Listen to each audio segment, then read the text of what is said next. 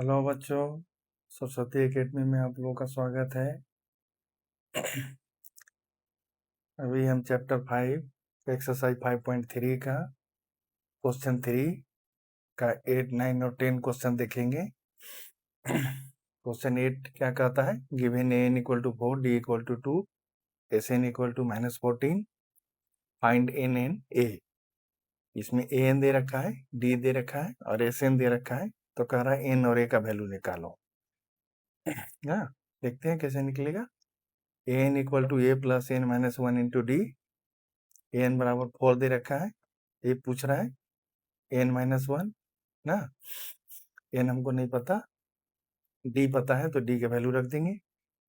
अब इसका ब्रैकेट खोल देंगे, 2n - 2 आ गया, इधर 4 है, -2 इधर आके +2 हो जाएगा, तो a + 2n एक ना = 6 हो जाएगा। 4 और 2 6, ये 2n आके इधर आ जाएगा, माइनस हो जाएगा, a = आ गया 6 - 2n। ठीक है, एक बार तो इससे हम a निकाल लेंगे ना, मतलब n आपको दिया ही है इसीलिए कि चाहे n निकालो चाहे n निकालो, आप n भी निकाल सकते हैं। n का वैल्यू जैसा, फिर दोबारा एस एन वाला फार्मूला लगा के उसमें रख के उसमें वैल्यू रख के फिर एक क्वाड्रेटिक इक्वेशन बनेगा, उसको सॉल्व करके तब n का वैल्यू निकालना है।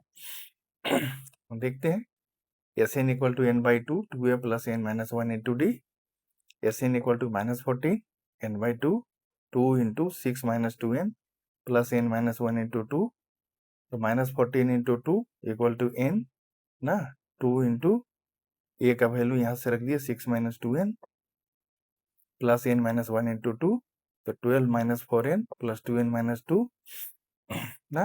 अब 12 - 2 क्या होगा? 10, 10 - 2n ना = n -28, -28 = 10 - 10n - 2n स्क्वायर और 2n स्क्वायर -10n -28 = 0। अब 2 से इसको डिवाइड कर देंगे, तो n स्क्वायर -5n - 14 = 0। अब n square -7n + 2n - 14 = 0, n × n - 7 + 2 × n - 7 = 0, n + 2 = 0, n - 7 = 0 आ जाएगा। तो n - 2 तो वैल्यू नहीं है, n - 7 = 0 से n = 7 आ गया। अब n = 7 का वैल्यू यहाँ इक्वेशन 1 में रख देंगे, 6 - 2n में, तो 2 × 7 आ गया, 6 - 2 × 7 ना, तो 6 - 14 = -8, -8 = ये, तो a = -8 और n = 7 हो गया। अब 9 में कह रहा है गिवन a = 3, n = 8 और sn = 192, फाइंड d।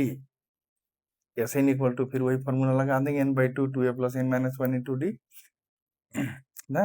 और यहाँ n = 8 है तो ये 8 हो गया, 8/2 यहाँ रख देंगे, 2 × 3, ये 3 दे रखा है, +8 - 1 × d, ये 7d हो गया। अब 3 × 2 = 6 हो गया। अब ये 2 इधर आके मल्टीप्लाई हो गया, 8 हो गया ना, 8 से काट देंगे तो 48, 8 या 192 हो गया ना। अब 48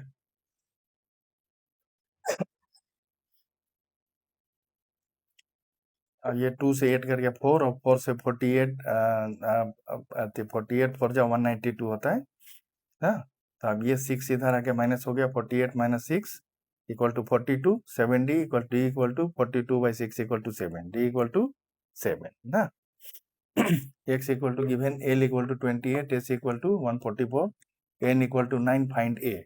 sn = n/2, 2a + n - 1 × d, तो sn = n/2, a + n - 1 × d, ये l के बराबर होता है ना। l या an आपको बताए थे हम उसमें 5.2 एक्सरसाइज में कि an और l दोनों एक ही चीज होता है ना। तो n के जगह पर यहाँ l है, l बराबर दे रखा है 28, तो यहाँ 28 हम रख देंगे, तो a + 28, यहाँ n है 9 ना, 9/2, 144 एस है। यहाँ दे नहीं रखा, बुलवा के अलग अलग तरह का आपको नॉलेज दे रहा है कि खाली एस भी लिखा हुआ है तो आपको S9 ही समझना है।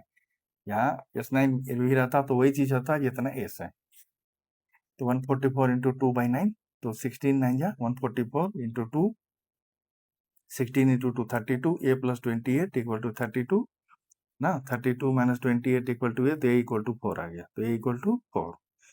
इस तरह से क्वेश्चन 3 इसमें आपका समाप्त हो गया। ना। इसमें कोई टीचर आपको मिडिल टर्म तोड़ने के बजाय क्वाड्रेटिक से भी कहेंगे कि एक वो फार्मूला सीखो आप, समझ गए ना। तब वो उसी डॉक्टर के इलाज की तरह है, जिसमें जो डॉक्टर आपको एगो पेन किलर दे के आपका दर्द कम करके कहता है आप ठीक हो जाओ ना, ठीक हो गया, और एक आदमी आपका बीमारी इलाज करता है, तो कौन अच्छा है। ये चीज आपको सीखना से आपको आगे तक फायदा होगा, है ना। और क्वाड्रेटिक वाला फार्मूला का बहुत कम यूज होता है ना। इसलिए आप कोशिश करिए कि हम मिडिल टर्म तोड़ना सीखें, क्योंकि बड़ी क्लास में भी अगर आपको मैथ पढ़ना है तो आपके लिए बेनिफिशियल होगा, फायदेमंद है। इसलिए जो चीज हमको आगे भी काम आनी उसका हम ज्यादा ध्यान रखेंगे एज कम्पेयर टू निकाल तो उससे भी सकते हैं आप। लेकिन उसमें आपका टाइम किलिंग भी होगा, परीक्षा में आप समय का भी ध्यान रखना होता है। ऐसी बात नहीं है कि खाली हम सवाल किसी भी तरीके से, एक सवाल 3 नंबर के क्वेश्चन में 1 घंटा लगे रहेंगे तो बाकी क्वेश्चन कैसे करेंगे, है ना। इन सारी बातों को ध्यान में रख के मेरी आपकी राय है